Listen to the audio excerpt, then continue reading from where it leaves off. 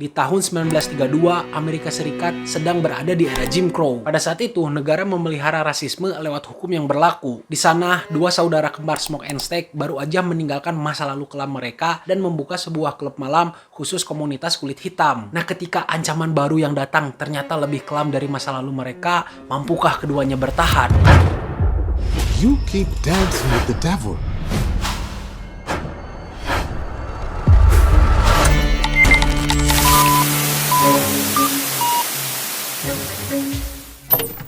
Buat yang baru, kenalin gue Rendra Fauzan, temen nonton kalian di YouTube. Setelah sekian lama, akhirnya gue bikin konten review lagi. Tapi kali ini sedikit beda reviewnya karena gue bakal lebih menggali soal latar belakang dan konteks ceritanya dibanding ceritanya itu sendiri. Jadi ya no spoiler kecuali di akhir nanti. Dan anyway, di channel ini selain review, gue juga punya bongkar karir, kupas franchise dan bedah karakter yang bisa lo cek semuanya di playlist nanti. Tapi untuk sekarang, ini dia review film Sinners.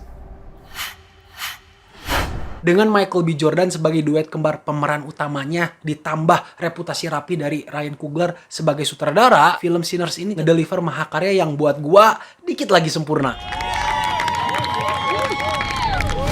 Oke, Sinners ini film vampir, tapi dari keseluruhan film menurut gua yang lebih ditonjolin itu soal perayaan musik blues yang merupakan bagian penting dari budaya komunitas kulit hitam di Amerika, sekalian sama kritik sosialnya yang mudah dicerna dan gak kerasa maksa atau menggurui. Ini gua kasih gambaran detailnya ya, masih non-spoiler kok. Jadi buat yang paham konteks rasisme di Amerika, pasti tahu kalau ini tuh masalah yang udah mengakar dari lama dan sampai sekarang pun masih banyak orang yang kayak gitu. Nah, seandainya orang-orang rasis itu nonton film Sinners, menurut gua mereka bakal tetap menikmati film ini dan dengan mudah ngerti sama apa yang diperjuangkan karakter utamanya. Pastinya ngerti juga kalau vampir yang menipu, menjarah, menyiksa, mengadu domba sampai ngebunuh tanpa rasa bersalah itu biadab banget. Sedihnya semua kekejian itu sebenarnya menimpa juga komunitas kulit hitam di dunia nyata, tapi bedanya di dunia nyata nggak ada unsur vampirnya. Jadi harapannya ya film ini bisa ngasih refleksi ke penonton soal kenapa isu vampir ini tuh masih jadi sesuatu yang traumatis buat mereka. Di sini gue salut sama Warner Bros yang di tahun ini aja udah 2 kali bikin film dengan komentar sosial tajam secara beruntun. Sebelumnya kan ada Mikey 17 yang kalau di film itu kritiknya lebih ke perilaku serakah manusia yang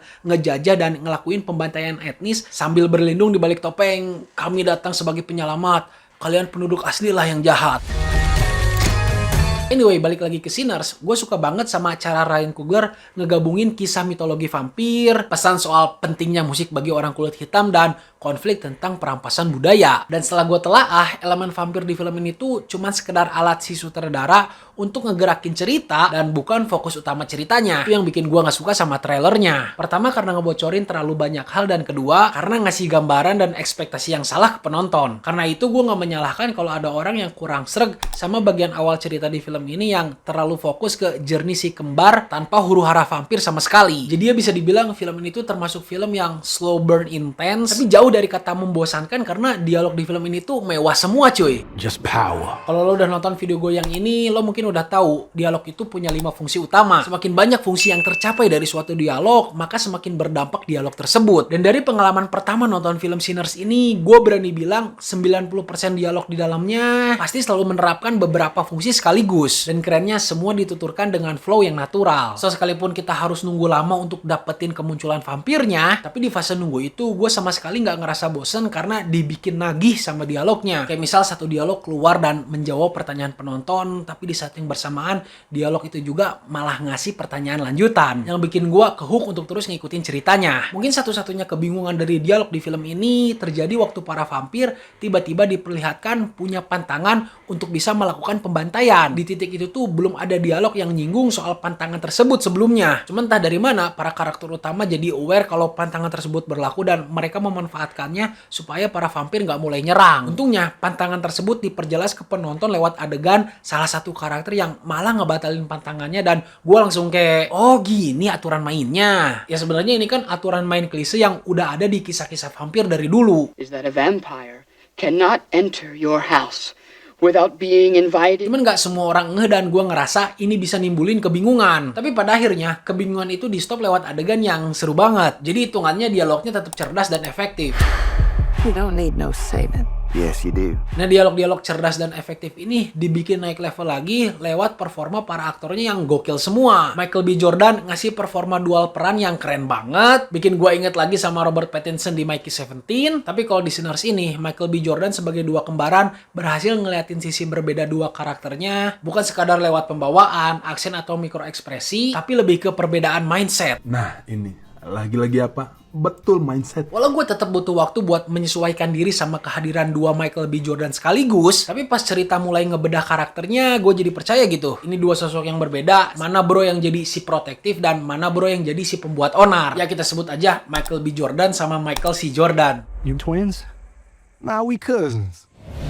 Gak kalah apik, ada juga Hailee Steinfeld yang nongol agak telat di cerita, tapi tetap bisa ngasih warna dan konteks tambahan buat dinamika si kembar. Balik lagi, dialog cerdas di film ini tuh dengan mudah bikin kita ngerti seberapa jauh hubungan antar karakternya. Gak lupa, ada juga aktor legendaris Delroy Lindo yang jadi semacam sosok penghibur di film, tapi tetap dibawain secara serius dengan segala beban emosionalnya. Dan terakhir yang jadi kejutan, ada si rising star Miles Keaton. Ini gue kaget banget, ternyata sosok Preacher Boy ini adalah peran pertama dia di Hollywood cuy. Maksud gue, dia adu acting bareng Michael B. Jordan, Hailee Steinfeld, sampai Delroy Lindo. Tapi dengan talentanya, dia tetap berhasil menonjol. Selain perannya jadi jantung film dan sosok yang relatable buat penonton, Preacher Boy juga berhasil memukau dengan skill musiknya. Bahkan sampai diakui kaum vampir dan balik lagi, ini tuh nyinggung isu soal perampasan budaya. Ngomongin soal musik, duet Ryan Coogler dan Ludwig Göransson itu udah nggak usah diraguin lagi. Oke, di film ini tuh ada satu adegan yang nunjukin skill musiknya si Preacher Boy, tapi dengan ilustrasi lintas waktu yang, aduh, ini gue susah banget ngejelasinnya. Dan sebenarnya adegan yang gue maksud ini tuh beresiko banget loh. Karena kalau dihandle sama orang yang kurang tepat, adegan seberani ini tuh ujung-ujungnya bisa dianggap cringe atau nggak nyambung. Tapi di tangan duet maut ini, adegan yang berpotensi jadi aneh malah diubah jadi pengalaman nonton yang mahal banget. Apalagi kalau nonton di IMAX. Karena selain ada audio yang lebih maksimal, permainan rasio layarnya pun dimanfaatin untuk ngebantu penuturan ceritanya. So, secara visual, editing, dan vibes yang disuguhin film ini tuh bener-bener bikin gue masuk ke dalam film mulai dari adegan pembuka sampai adegan penutup.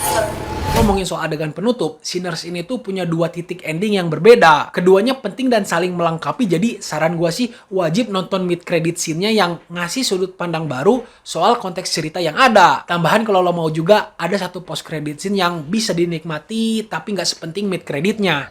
Get back inside. Ini masih soal ending, kali ini kita masuk ke bagian spoilernya. Dua titik ending di film ini tuh ngasih makna yang berbeda karena kalau di ending yang pertama lebih fokus ke aspek kejadian traumatis dan dampaknya dengan memperlihatkan si Preacher Boy yang baru aja selamat dari pembantaian vampir. Ending yang kedua lebih fokus ke aspek move on dan memaafkan dengan memperlihatkan gimana si karakternya Hailee Steinfeld dan Michael C. Jordan ini reunian sama si Preacher Boy. Nggak ada kengerian, nggak ada dendam, mereka bertiga cuman fokus hidup di masa sekarang. Gue lebih menikmati ending yang kedua karena gue nangkepnya si penulis cerita itu ingin nunjukin kalau mereka yang kena dampak konflik rasisme itu masih punya peluang untuk hidup merdeka dan berkarya tanpa harus terus merasa ketakutan. Dan buat karakternya si Hailee dan si C ini, kalau mereka nggak bisa lepas dari masa lalu kelam yang mereka lakuin, tapi mereka masih bisa move on dan berubah jadi sosok yang lebih baik dengan menunjukkan rasa empati terhadap korban yang terdampak. Kan mereka ini sebagai penerus dari kekejian vampir terdahulu nggak memilih untuk jadi vampir juga kan. Jadi selama mereka menyadari kalau apa yang dilakukan vampir terdahulu itu salah, ya mereka layak untuk bebas dari dosa-dosa pendahulunya. Balik lagi, kalau tidak melakukan dosa yang sama. Ngomongin dosa, di awal kan gue bilang film ini tuh nyari sempurna. Di luar marketingnya yang kampret, filmnya sendiri punya beberapa adegan menegangkan yang eksekusinya tuh nggak serk di gua. Waktu battle B. Jordan versus si Jordan Vampir misalnya. Entah kenapa cut adegan itu sama adegan si Preacher Boy versus Kapten Vampir, menurut gue itu nggak terlalu rapi.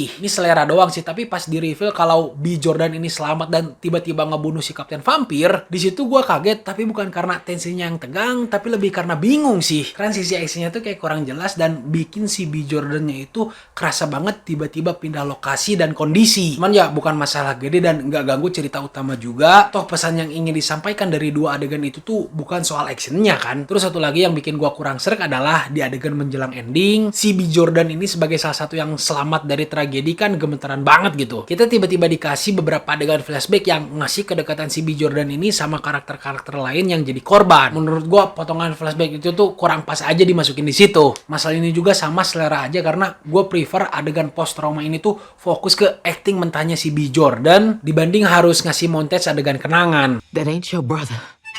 So secara keseluruhan film Sinners ini tuh ngasih pengalaman sinema yang luar biasa seru dari segi audiovisual, plot dan makna cerita di dalamnya semua dituturkan dengan cara yang elegan. Dan walaupun ceritanya udah tamat 2 kali di film ini, tapi kisah lebih luasnya masih terbuka untuk dijelajahi lebih lanjut. Dan jujur aja, gue sih penasaran. So gue berani ngerekomendasiin film ini buat penonton umum, pengulik film dan penggemar genrenya, terutama untuk penggemar slow burn intense horror dan penggemar Michael B. Jordan dan Haley Steinfeld. Dan dari gue pribadi, film Sinners ini gue kasih rating A+. Perlu sih lu nonton di layar sebesar-besarnya. Oh ya guys, terakhir, penyesalan gue sehabis nonton film ini adalah gue kesel banget kenapa Ryan Coogler dengan segala masterpiece-nya ini nggak kepilih untuk jadi sutradara film Avengers berikutnya. Malah milih Russo Brother yang track record-nya belakangan ini tuh ampas semua loh. Tapi ya semoga kalau pas comeback ke MCU ini sentuhan magisnya tuh balik. So segitu dulu pembahasan dan review gue buat film Sinners ini. Buat yang udah nonton, apa pendapat lo soal filmnya? Dan buat yang belum nonton, lo semua tertarik gak? Tulis pendapat lo di kolom komentar, kita lanjut diskusi di sana. Gua Rendra pamit, see you in the next video.